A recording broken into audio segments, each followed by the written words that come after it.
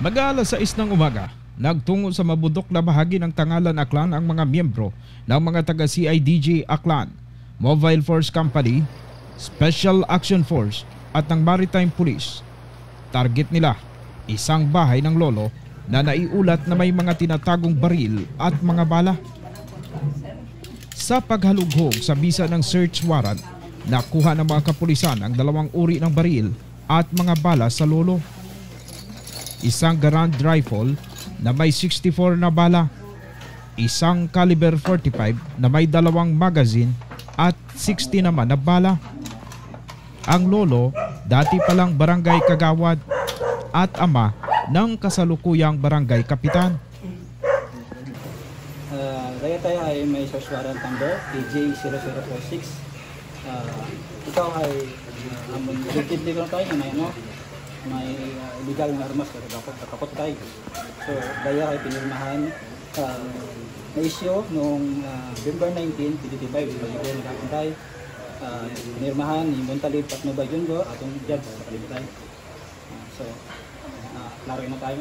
Daya tayo ay cover ko atong video tayo, recording device.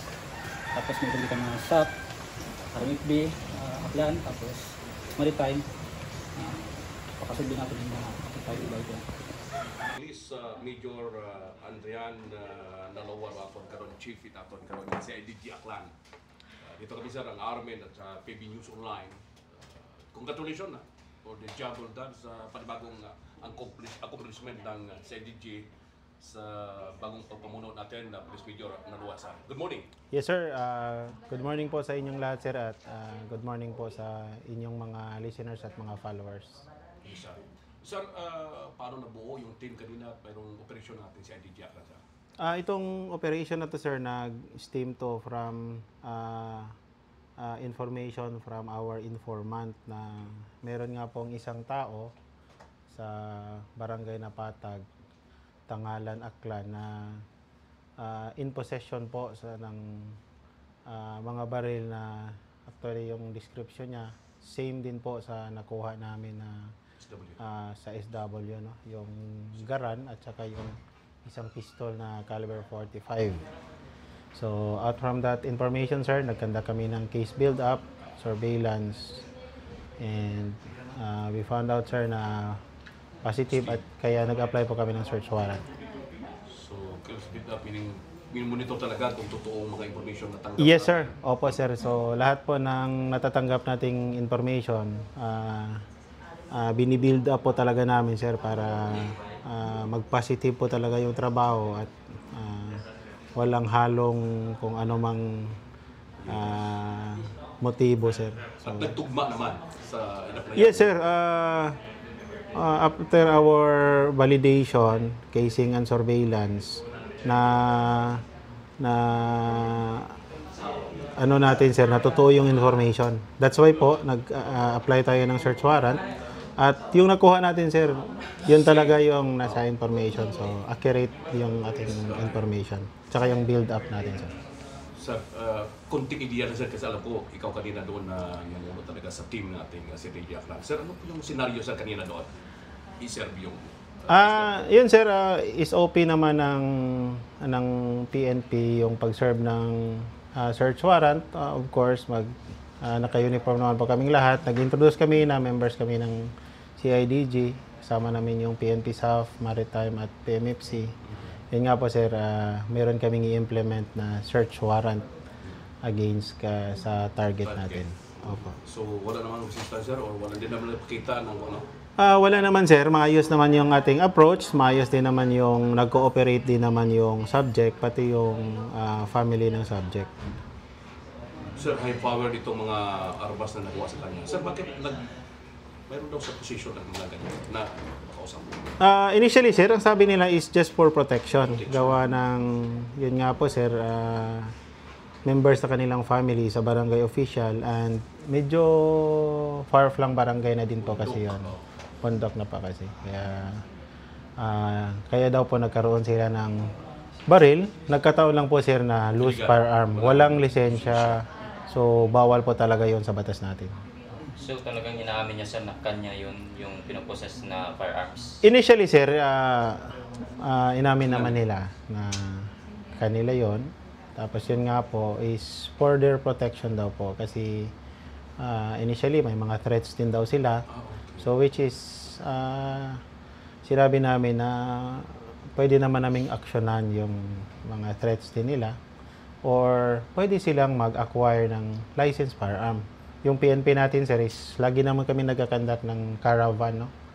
Sa LTAP caravan na wherein pwede tayong kumuha ng mga lisensyadong baril para legal po tayong makaposes at legal tayong makapagdala kung meron tayong permit to carry. Especially po pag mga barangay officials, pwede pa silang kumuha ng baril. Opo. Sir, ano pong mga baril itong mga nakuha ng mga bala po? Based sa namin sir is itong caliber 30 na Garand rifle, no? At saka may mga bala din tayong nakuha, sir. Tsaka isang caliber 45 at may mga bala din at magazine ng caliber 45. Masasabi ba natin sir na medyo may kaya ang pamilya kaya nagkaroon silang makapurchase ng ganitong mga armas?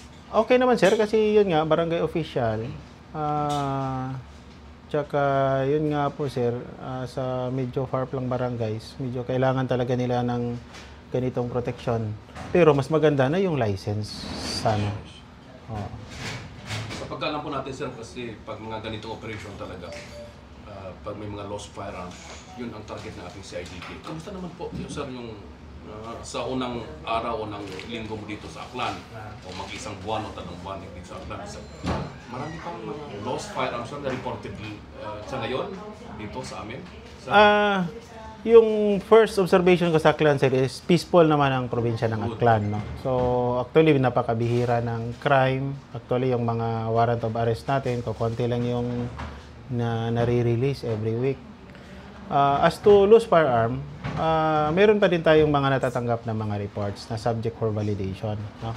So, yun nga po, ini-encourage namin na kung mas maganda sana, yung may mga loose firearm, mas maganda i-surrender na lang po, no? Pwede kayong makipag-ugnayan sa CIDG, pwede nating i-surrender. Walang kaso po yun, no? Pag i-surrender po yung firearm.